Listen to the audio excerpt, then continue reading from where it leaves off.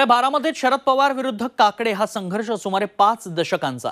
मात्र आज हा संघर्ष संपवत शरद पवार काकडे कुटुंबाच्या भेटीला पोहोचले।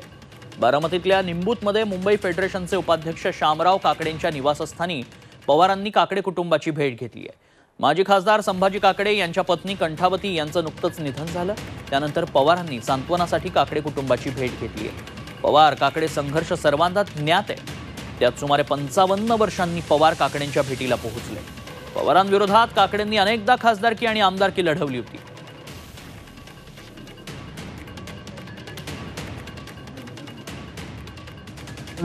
आधी मी गेलो नव्हतो।